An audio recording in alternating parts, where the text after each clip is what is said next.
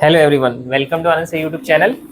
आज हम लोग देखेंगे ह्यूमन डाइजेस्टिव सिस्टम को। ओके, तो इस फिगर के थ्रू हम लोग फटाफट ये समझने की कोशिश करते हैं कि कैसे हमारे बॉडी में फूड का डाइजेशन होता है। ओके, तो सबसे पहले ये जान लेते हैं कि जो बेसिक ऑर्गन्स हैं हमारे बॉडी में वो कौन कौन से हैं जो ह्यूमन डाइजेस्टिव सिस्टम में होते हैं। तो यहाँ पे आप देख सकते हैं कि माउथ है, और माउथ के बाद यहाँ पे आपको फूड पाइप दिखेगा, जिसको कि हम लोग ओसोफेगस भी बोलते हैं। फिर उसके बाद तीसरा जो ऑर्गन इंपॉर्टेंट होता है वो होता है स्टमक। फिर स्टमक के बाद जो है फूड हमारा मूव करता है किसमें, स्मॉल इंटेस्टाइन में।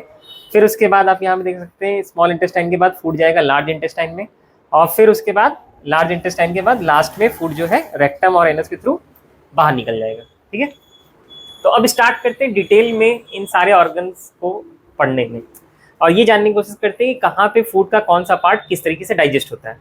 तो ऑलमोस्ट फूड जो है पूरी तरीके से माउथ से स्टार्ट होकर एनस तक एक एलिमेंट्री कैनाल के थ्रू पास होता है, जिसको हम लोग लगभग 7 to 8 मीटर्स या 8.5 मीटर्स मान सकते हैं एक एडल्ट ह्यूमन बीइंग में। ठीक है, तो अब स्टार्टिंग फ्रॉम माउथ हम देख सकते हैं, माउथ को हम लोग बकल कैविटी भी बोलते हैं। तो जब हम फूड को माउथ में लेते हैं तो वहाँ पे टीथ होता है, टंग होता है और सलाइवा होता है। तो टीथ क्या करता है, फूड के फिजिकल डाइजेशन में हेल्प करता है, और टीथ जो है फूड को छोटे छोटे हिस्सों में तोड़ेगा। ठीक है, जिसको कि वो बोलस शेप में बना लेगा with the help of watery liquid that is release by saliva. अभी सलाइवा में हमारे एक एंजाइम होता है जिसको बोलते हैं सेलेवरी एमाइलेज। अभी सेलेवरी एमाइलेज क्या करेगा, फूड के अंदर जो स्टार्च प्रेजेंट है उसको ब्रेक डाउन कर देगा शुगर में। तो यहाँ पे हमें एक चीज देखने को मिल रही है कि फूड का डाइजेशन जो है माउथ में ही स्टार्ट हो जा रहा है।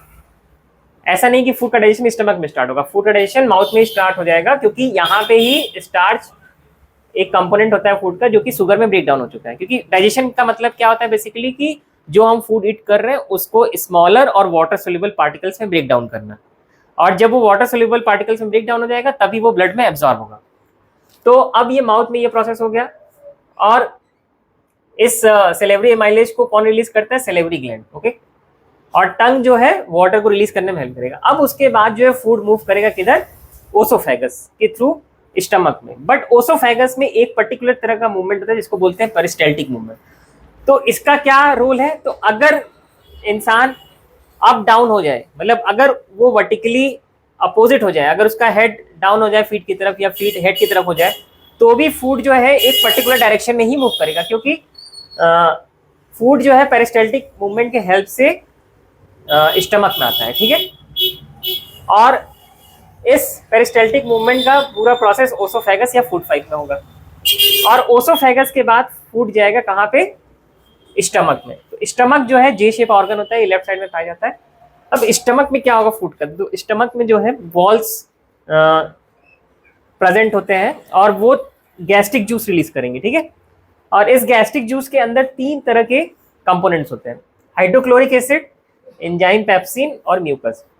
अब ये जानने की कोशिश करते हैं कि तीनों करते क्या है। तो देखो, HCl जो यहाँ पे प्रेजेंट है ये हाईली एसिडिक होता है, ऑलमोस्ट इसकी एसिडिटी 2.5 होती है अगर pH लेवल पे देखा जाए तो, और ये काफी एसिडिक है। इतना ज्यादा एसिडिक होना मतलब लगभग स्टील को मेल्ट कर सकता है ये। तो फिर हमारे बॉडी में स्टमक ने कुछ ना कुछ प्रोटेक्शन तो प्रोवाइड किया होगा इस HCl से खुद को बचाने के लिए। तो वो क्या है प्रोटेक्शन, म्यूकस। तो म्यूकस के ऊपर यहाँ पे आप देख सकते हैं लिखा भी है प्रोटेक्ट द स्टमक वॉल। तो म्यूकस का बेसिक काम क्या है, स्टमक के वॉल को HCl के एक्सट्रीम इफेक्ट से प्रोटेक्ट करना। और HCl का होना जरूरी क्यों है, क्योंकि ये जो जर्म्स या बैक्टीरिया प्रेजेंट होते हैं फूड में उनको किल करता है। अब स्टमक में बेसिकली प्रोटीन का डाइजेशन होता है, और प्रोटीन के डाइजेशन को करने के लिए हमें एक एंजाइम चाहिए होता है जो होता है पेप्सिन। तो पेप्सिन इस गैस्ट्रिक जूस में प्रेजेंट है। पेप्सिन तभी एक्ट करेगा जब यहाँ पे मीडियम जो है स्टमक में क्या होगा, एसिडिक। तो एसिडिक मीडियम बनाने के लिए ये HCl रोल में आएगा। तो आप देख सकते हैं गैस्ट्रिक जूस में जो तीनों कंपोनेंट प्रेजेंट है वो अपना काम किस तरीके से कर रहे हैं। और जब प्रोटीन ब्रेक डाउन होगा तो वो किस में टूटेगा, अमीनो एसिड्स में। ठीक है, तो स्टमक में बेसिकली किसका डाइजेशन हुआ, प्रोटीन का। अब उसके बाद स्टमक के बाद आप देख सकते हैं कि ये फूड जो है इस पाइप से होते हुए किधर जाएगा, स्मॉल इंटेस्टाइन में। ठीक है, तो small intestine basically coil type का स्ट्रक्चर होता है, इसकी लेंथ लगभग 6.5 मीटर होती है। तो ये स्ट्रेट तो कभी प्रेजेंट होगा नहीं स्टमक में, ये जब भी प्रेजेंट होगा तो किस फॉर्म में प्रेजेंट होगा, क्वाइल्ड फॉर्म में, ठीक है। तो अब इस क्वाइलिंग के अंदर जो है फूड के बाकी जो कंपोनेंट्स हैं उनका डाइजेशन होगा। तो स्टमक के बाद जब इंटेस्टाइन में फूड आता है तो इंटेस्टाइन में दो तरह की सिक्रेशन हमें देखने को मिलते हैं, एक लिवर से और दूसरा पैंक्रियास से। लिवर क्या सीक्रेट करता है? Bile juice. और बाइल जूस क्या करेगा? मीडियम को एल्कलाइन बनाएगा, क्योंकि हमारे पास स्टमक से जो फूड आ रहा है वो आप देख सकते हैं एसिडिक मीडियम में आ रहा है। तो स्मॉल इंटेस्टाइन की एक्टिविटी तभी स्टार्ट होगी जब मीडियम एल्कलाइन होगा। तो उस एल्कलाइन मीडियम को बनाने के लिए यहाँ पे लीवर से जो बाइल जूस मिला है वो अपना रोल प्ले करेगा। तो जब ये मीडियम एल्कलाइन हो जाएगा तो ये बाइल जूस फैट पैक करेगा और फैट को स्मॉल ग्लोब्यूल्स यानी फैटी एसिड और ग्लिसरॉल में तोड़ देगा, ठीक है। दूसरा जो स्टमक स्मॉल इंटेस्टाइन को सिक्रेशन मिलता है वो मिलता है पैंक्रियाज से। अब ये पैंक्रियाज जो है पैंक्रियाटिक जूस सिक्रेट करेगा। अब इस पैंक्रियाटिक जूस में तीन चीजें होती है, पैंक्रियाटिक एमाइलेज, ट्रिप्सिन और लाइपेज।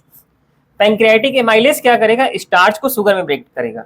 आपने पहले भी देखा था कि स्टार्च शुगर में माउथ में ब्रेक हो चुका है, लेकिन बचा हुआ जो स्टार्च है वो फाइनली इस पैंक्रियाटिक एमाइलेज के थ्रू ब्रेक डाउन होगा।